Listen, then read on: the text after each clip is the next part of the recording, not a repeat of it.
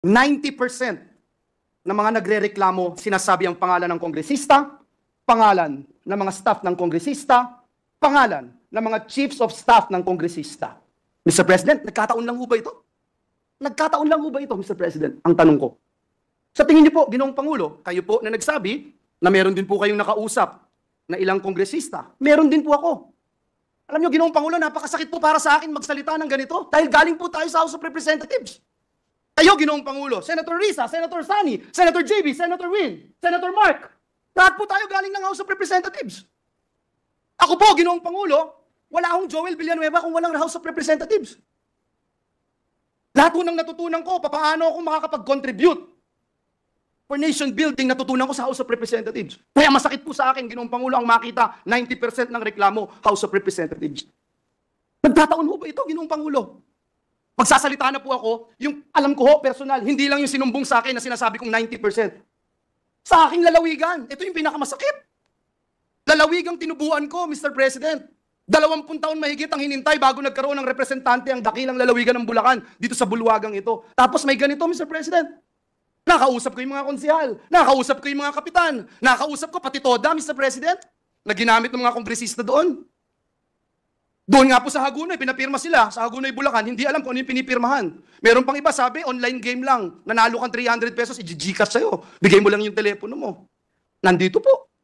At hindi kagaya, noong mga nagpalabas ng TV ad at nagpupush ng peking inisyatibo na ito, hindi nila mapinpoint kung sino sila.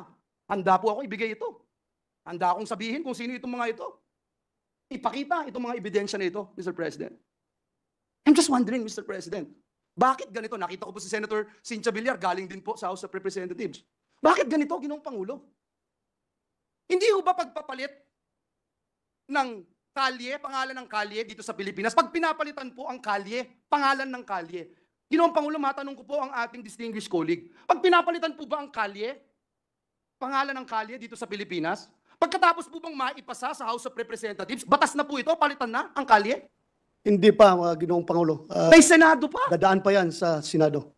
Pagkatapos may BICAM, Mr. President, hindi pangalan ng kalye ang pinapalitan. Kaluluwa ng bayan natin ang pinapalitan. Na for almost 40 years, hindi ginagalaw. Na for almost 40 years, hindi basta-basta pinakikialaman. Bakit kaluluwa ng bayan to?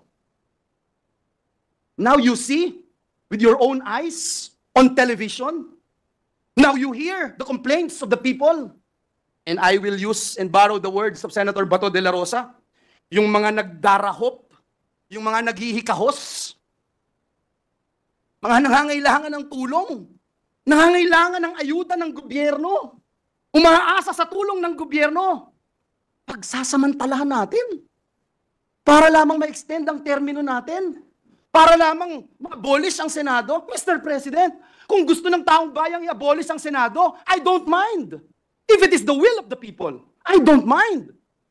Ano mang klaseng gusto ng ating mga kababayan, dalhin man ang ating bayan sa kangkungan, dalhin man ang ating bayan sa impyerno, kung yan ang gusto ng taong bayan, susunod tayo. Respetuhin natin. Pero Mr. President,